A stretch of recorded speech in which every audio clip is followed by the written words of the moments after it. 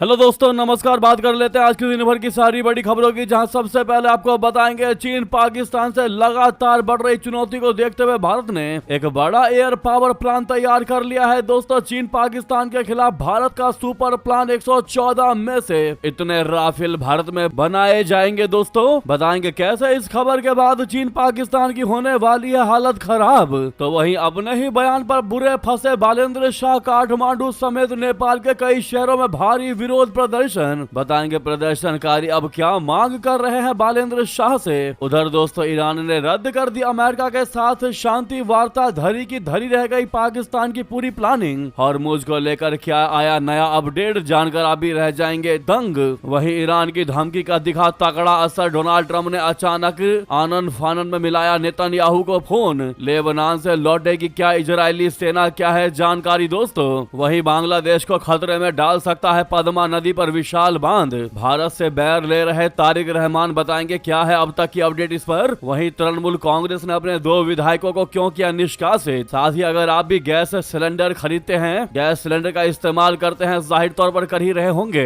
तो 30 दिनों के भीतर अवश्य निपटा ले ये जरूरी काम, वरना रद्द हो सकता है कनेक्शन। बताएंगे दोस्तों आखिर किस चीज के लिए डेडलाइन मिला हुआ है 30 दिनों का। एक से एक बेहतरीन जानकारी आपको बताने वाले हैं, बस आप वीडियो के अंत तक बने रहिएगा। और खबरों में आगे बढ़ने से पहले देश भारत के संप्रभुता, अखंडता और भारत की निरंतर बढ़ती ताकत का दिल से समर्थन करते हैं तो इस वीडियो को लाइक करके, चैनल को सब्सक्राइब करके, बेल आइकन दबा के कमेंट में जय हिंद कह दीजिएगा। बात करते हैं पहली सबसे बड़ी खबर की, जहां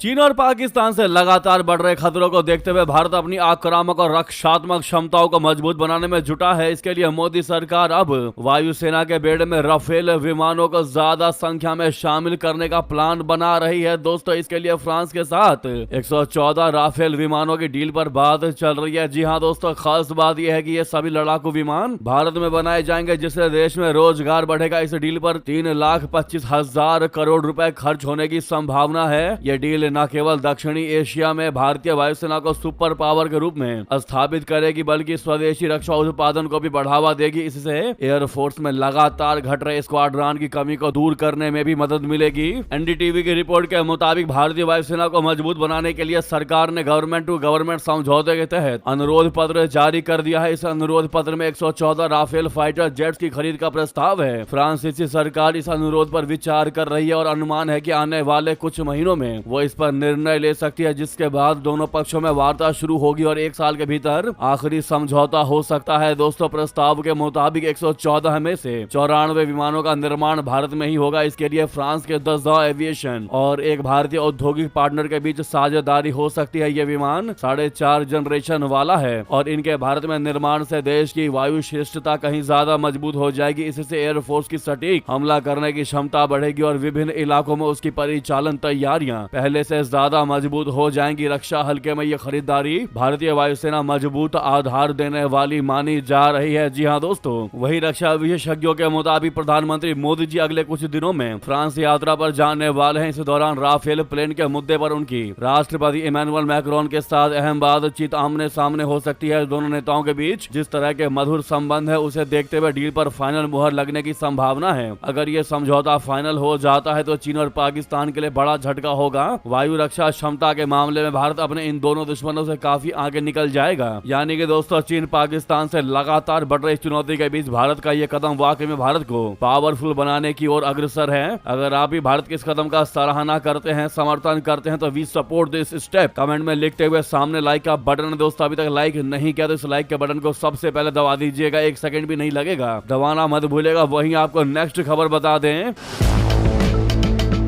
अपने ही बयान पर बुरे फंसे बालेंद्र शाह काठमांडू समेत नेपाल के कई सिटीज शहरों में विरोध प्रदर्शन, विपक्ष ने मांगा इस्तीफा। जी हां दोस्तों, नेपाल के पीएम ने हाल में ही प्रतिनिधि सभा में ऐसा कुछ कह दिया, जिसके बाद हंगामा मच गया है और इस खबर को लगातार हम कवर कर रहे हैं। दोस्तों, कथित तौर पर नेपाली प्रधानमंत्री बालेंद्र शाह ने कहा कि नेपाल ने भारत के कुछ हिस्सों पर कब्जा किया है। इस बयान के बाद नेपाली पीएम अपने ही देश में बुरे तरीके से घिरते नजर आ रहे हैं। विपक्ष ने उन्हें निशाने पर ले लिया है, तो अब काठमांडू की सड़कों पर भी बालेंद्र शाह के खिलाफ प्रदर्शन शुरू हो चुके हैं। दरअसल नेपाली पीएम के इस बयान के बाद संसद के भीतर तीखी बहस हुई। आलोचकों का आरोप है कि उन्होंने लंबे समय से चले आ रहे क्षेत्रीय विवादों पर नेपाल की स्थिति को कमजोर किया है और भारत की कूटनीतिक बढ़त बढ़ा दी है। हैरान कर देने वाली बात यह है कि यह विवाद संसद से निकलकर अब सड़क तक पहुंच गया है। काठमांडू के मैती घर में प्रदर्शनों की खबरें आ रही हैं। कुछ जगहों पर प्रोटेस्ट कर रहे लोगों ने बालेंद्र शाह के खिलाफ नारे लगाए। जी हां दोस्तों, द काठमांडू पोस्ट की रिपोर्ट के मुताबिक सैकड़ों प्रदर्शनकारियों ने बालेंद्र शाह पर राष्ट्र विरोध बयान देने का आरोप लगाया है। प्रदर्शन कर रहे लोगों का कहना है कि सभी को नेपाल की संप्रभुता की रक्षा करना चाहिए। प्रदर्शन कर रहे लोगों की मांग है कि पीएम को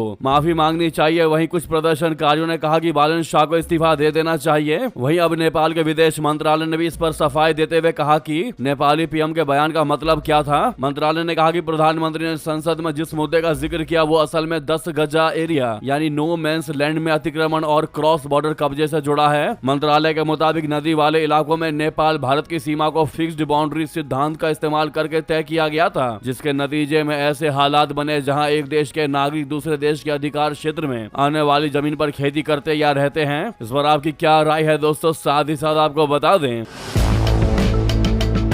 ईरान ने रद्द कर दी अमेरिका के साथ शांति वार्ता, धरी रह गई पाकिस्तान की पूरी प्लानिंग। जी हां दोस्तों, मिडल ईस्ट में एक बार फिर जंग की स्थिति बनती दिखाई दे रही है। लेबनान पर इजरायली हमलों के विरोध में ईरान ने अमेरिका के साथ चल रही बातचीत को रोकने का फैसला किया है। ईरानी न्यूज एजेंसी तस्नीम के मुताबिक ये फैसला लेबनान में संघर्ष विराम के इजरायली उल्लंघन के जवाब में लिया गया है। दोस्तों, न्यूज एजेंसी के मुताबिक जब तक गाजा और लेबनान के संबंध में उसकी मांगे पूरी नहीं हो जाती तब तक ईरानी वार्ताकार दल मध्यस्थों के जरिए बातचीत और संदेशों के आदान प्रदान को रोके रखेंगे। हाल के दिनों में इजरायल ने लेबनान में हमले तेज कर दिया। कई मिडल ईस्ट और यूरोपीय देशों ने सैन्य कार्रवाई की निंदा की और इसके बजाय कूटनीति और खून खराबा को समाप्त करने का आह्वान किया है। इजरायल का कहना है कि हिजबुल्लाह की ओर से सीज फायर का उल्लंघन किया गया है, जिसके जवाब में उसने लेबनान पर हमले बढ़ा दिए हैं। लेकिन इसी बीच दोस्तों जस्ट अभी बहुत बड़ी खबर सामने आ रही है, बहुत बड़ी अपडेट सामने आ रही है। इस मामले में ईरान की धमकी का दिखा तगड़ा असर। डोनाल्ड ट्रंप ने नेतन्याहू को कर दिया रातों रात फोन। लेबनान से लौटेगी इजरायली सेना। जी हां दोस्तों, बता दें जैसा कि हमने आपको बताया कि इजरायल के लेबनान में घुसने के बाद ईरान ने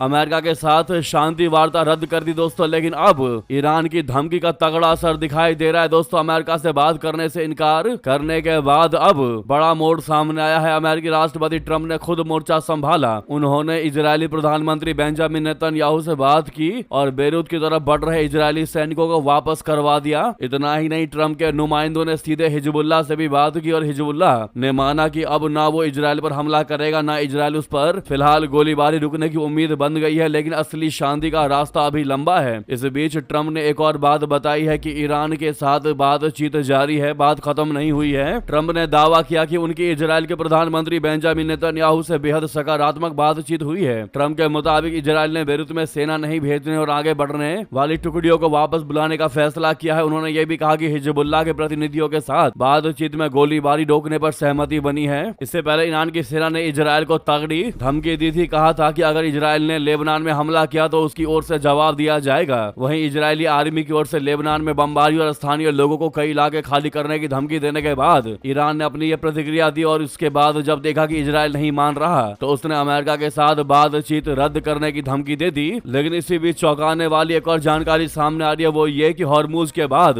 अब ये रास्ता भी होगा बंद। अमेरिका से बातचीत रोकने के बाद ईरान ने अपना ये प्लान बता दिया है दोस्तों।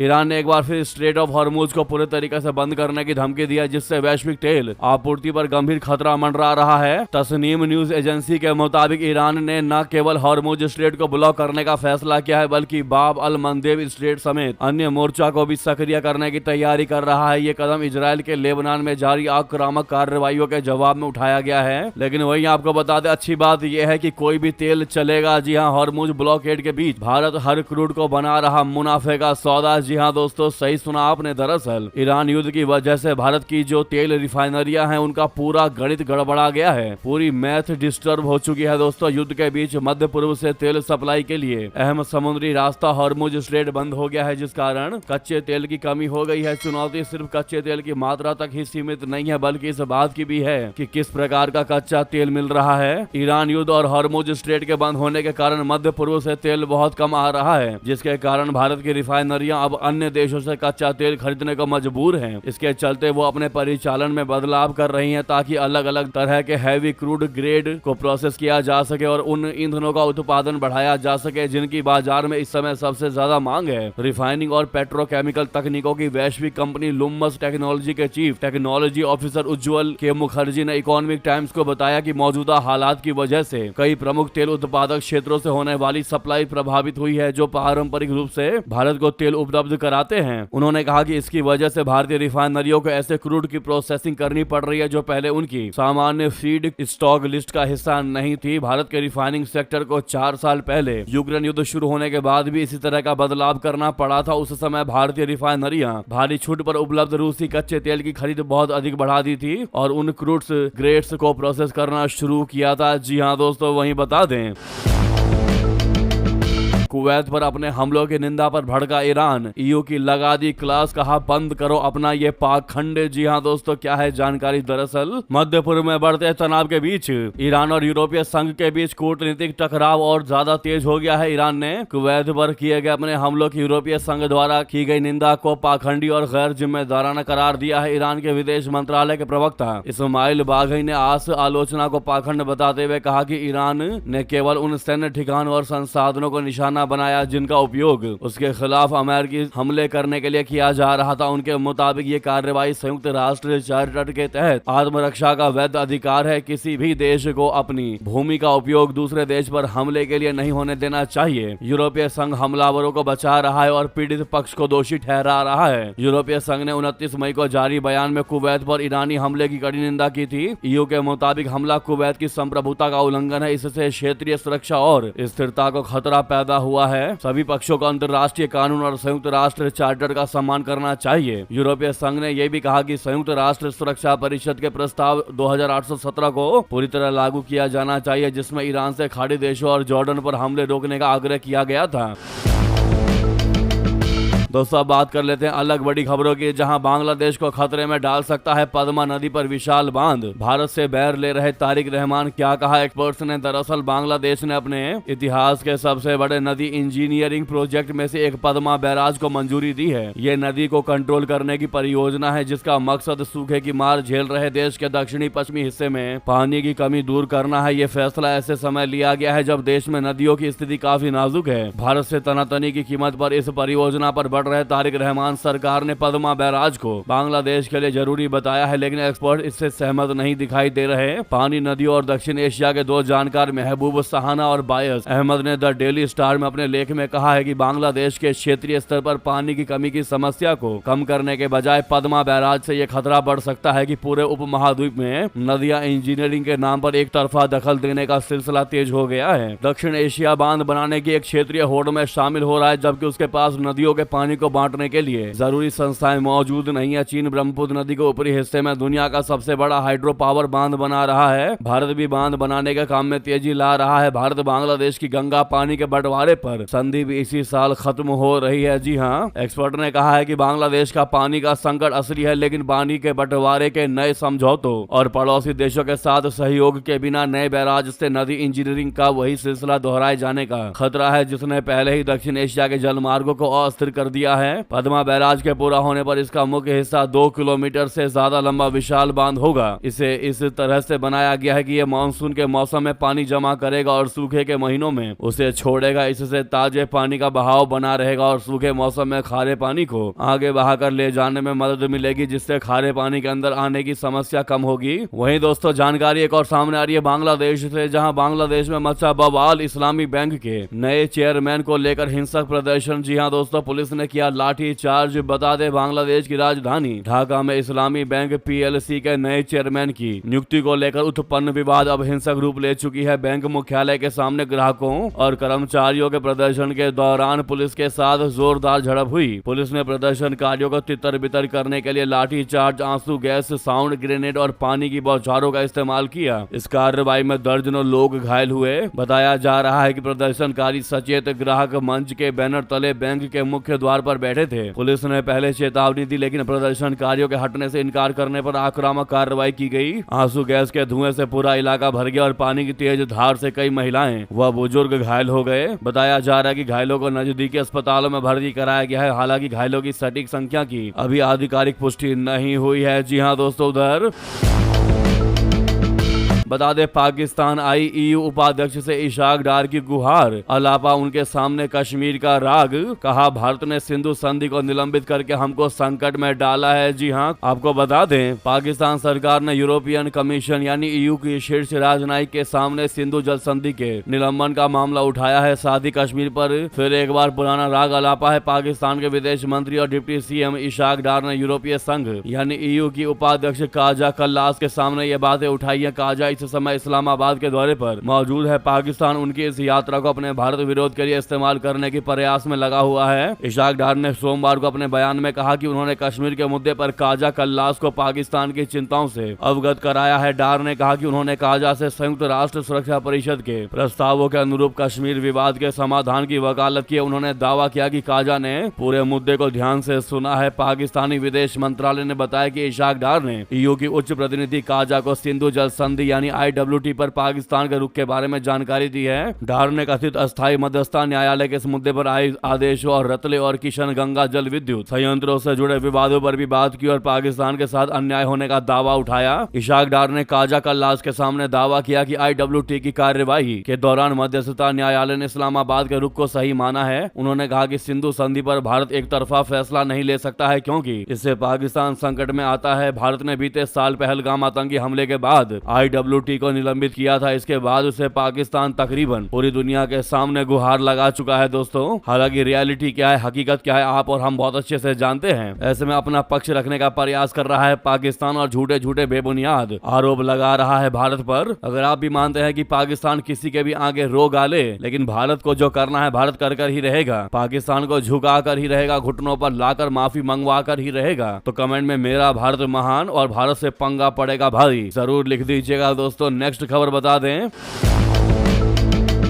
पाकिस्तान में नाइट लाइफ हुई खत्म, रात 8 बजे गिर जाएंगे शटर, शरीफ सरकार का सख्त फरमान। क्यों लिया ये फैसला बता दें, अमेरिका ईरान तनाव के बीच पाकिस्तान में ऊर्जा संकट गहराने के कारण राजधानी इस्लामाबाद में व्यावसायिक प्रतिष्ठानों के लिए संशोधित बाजार समय एक बार फिर लागू कर दिया गया है। सोमवार से सभी बाजार, दुकानें और शॉपिंग मॉल रात 8 बजे अनिवार्य रूप से बंद करने होंगे। जिला प्रशासन के उपायुक्त इरफान मेमन ने सोशल मीडिया पर जारी आधिकारिक सूचना में इसकी पुष्टि की है। जिला मजिस्ट्रेट द्वारा देर रात जारी अधिसूचना के मुताबिक ये नई समय सीमा पूरे सप्ताह सख्ती से लागू रहेगी। वहीं दूसरी तरफ व्यापारी समुदाय इस फैसले का कड़ा विरोध कर रहे हैं। उनका कहना है कि पाकिस्तानी बाजार दोपहर में खुलते हैं और रात 11-12 बजे तक चलते हैं। जल्दी बंद करने से उनकी आय पर गंभीर असर पड़ेगा, उनके व्यवसाय पर असर पड़ेगा, खासकर छोटे दुकानदारों और मध्यम व्यापारियों पर। दोस्तों, ये स्थिति है पाकिस्तान के अंदर की, लेकिन फिर भी पाकिस्तान के हुक्मरानों की जो अकड़ है दोस्तों, वो ढीली पड़ती दिखाई नहीं दे रही। इतना सब कुछ हो जाने के बावजूद भी फंडिंग पाकिस्तानी आतंकवादियों को ही जाता है। अगर पाकिस्तान यही पैसा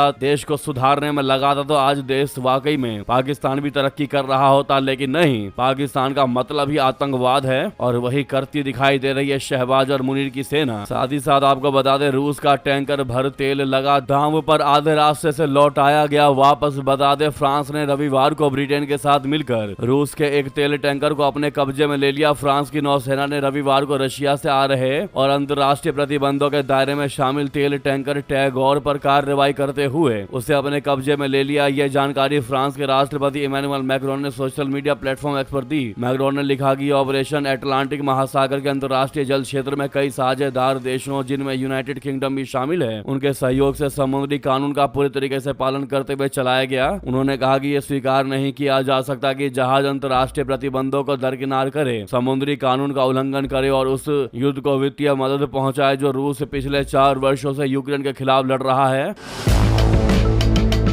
वहीं ट्रंप सरकार में लगातार इस्तीफों पर न्यूयॉर्क टाइम्स ने उठाया सवाल तो भड़के अमेरिकी प्रेसिडेंट ट्रंप। कहा डीप स्टेट और लेफ्ट आइडियोलॉजी वाले लोग देश को नुकसान पहुंचा रहे हैं। जी हां, अमेरिकी राष्ट्रपति ट्रंप ने न्यूयॉर्क टाइम्स की उस रिपोर्ट पर तीखी प्रतिक्रिया दी है जिसमें ट्रंप प्रशासन से बड़ी संख्या में कानूनी अधिकारियों के बाहर जाने को लेकर सवाल उठाए गए थे। ट्रंप ने कहा कि इसे नकारात्मक खबर के रूप में पेश किया जा रहा है जबकि वास्तव में ये उनकी सरकार के लिए अच्छी बात है। उन्होंने दावा किया कि प्रशासन छोड़ने वाले कई लोग वामपंथी विचारधारा और तथाकथित डीप स्टेट से जुड़े थे जबकि कुछ अधिकारियों को उनकी सरकार ने नौकरी से निकाल दिया था। ट्रंप ने कहा कि न्यूयॉर्क टाइम्स ने ट्रंप प्रशासन में कानूनी प्रतिभाओं का बड़ा पलायन शीर्षक से खबर प्रकाशित की है और इसे ऐसे प्रस्तुत किया गया है जैसे ये बुरी बात हो। ट्रंप के मुताबिक वास्तविकता इससे बिल्कुल अलग है। उन्होंने कहा कि प्रशासन छोड़ने वाले लोग कट्टर वामपंथी डीप स्टेट से जुड़े लोग और ऐसे तत्व थे जो देश को नुकसान पहुंचा रहे थे तथा सरकार का दुरुपयोग कर रहे थे। वहीं आपको बता दें जम्मू कश्मीर में महंगाई का लगा तगड़ा झटका, 5 रुपए बढ़े दूध के दाम। जी हां दोस्तों, जम्मू कश्मीर में दूध की कीमतों में बढ़ोतरी कर दी गई है। Jammu Kashmir dairy farmers association यानी JKDFA ने दूध के दाम में 5 रुपए प्रति लीटर की वृद्धि का फैसला लिया है। नई दरें 1 जून से लागू हो गई हैं। एसोसिएशन का कहना है कि डेयरी कारोबार से जुड़े किसानों और सप्लायरों पर बढ़ते खर्च और महंगाई के दबाव को देखते हुए ये फैसला लेना पड़ा। JKDF के अध्यक्ष संदीप सिंह चीब ने विश्व दुग्ध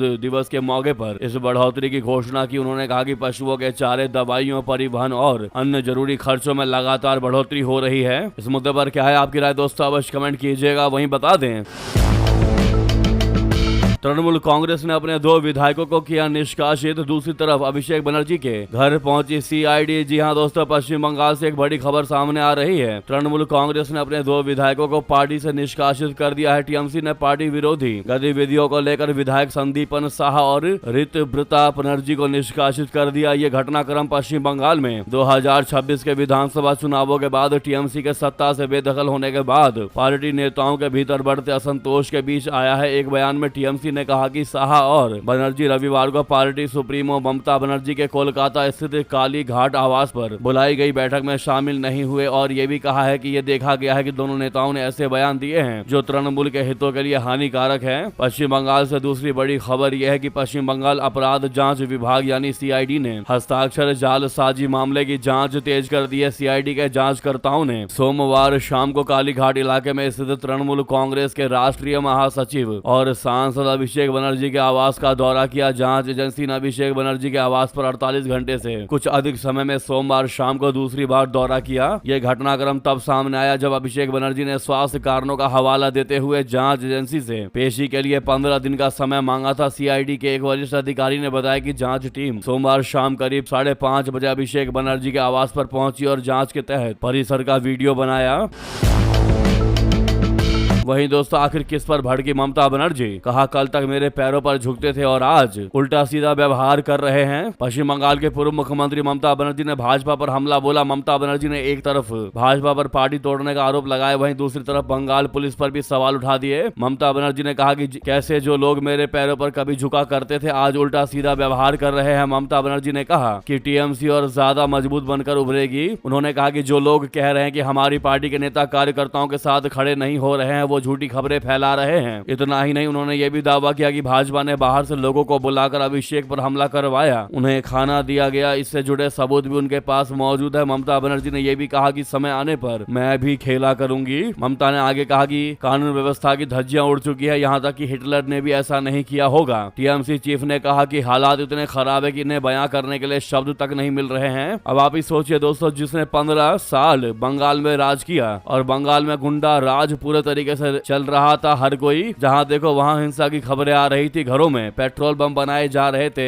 बारूद बम बनाए जा रहे थे, नॉर्मल घरों में ऐसे हथियार मिल रहे थे। दोस्तों अब आप ही इसका फैसला कीजिए कि आखिरकार हिटलर को किसने फेल किया है, भाजपा ने या फिर TMC की सरकार ने, जो अब ममता बनर्जी उल्टा BJP को, जिसको कि अभी चुनाव जीते हुए 1 महीना भी ठीक से नहीं हुआ, उस पर ऐसे गंभीर इल्जाम लगा रही है। आप क्या कहना चाहेंगे दोस्तों, आपकी क्या इस पर राय? आखिरकार जंगल राज किसने रखा हुआ था? कमेंट में लिखकर बताइएगा। जाएगा। देखते हैं भारत की जनता क्या कहती है इस मुद्दे पर। वहीं दूसरी तरफ दोस्तों, पश्चिम बंगाल में टीएमसी के सांसदों अभिषेक बनर्जी और कल्याण बनर्जी पर कथित हमलों को लेकर शुभेंदु अधिकारी के नेतृत्व वाली भाजपा सरकार की आलोचना करते हुए महाराष्ट्र की विपक्षी पार्टी शिवसेना यानी उद्धव गुट वाली शिवसेना ने राज्य में राष्ट्रपति शासन तक लागू करने की मांग कर दी है। उद्धव बाला साहेब वाला शिवसेना के मुखपत्र सामना में बंगाल में राष्ट्रपति शासन लागू करो शीर्षक से एक संपादकीय में कहा गया है कि 2 सांसदों पर हमला न केवल पश्चिम बंगाल की प्रतिष्ठा के लिए बल्कि देश के लिए भी एक बड़ा झटका है। जी हाँ,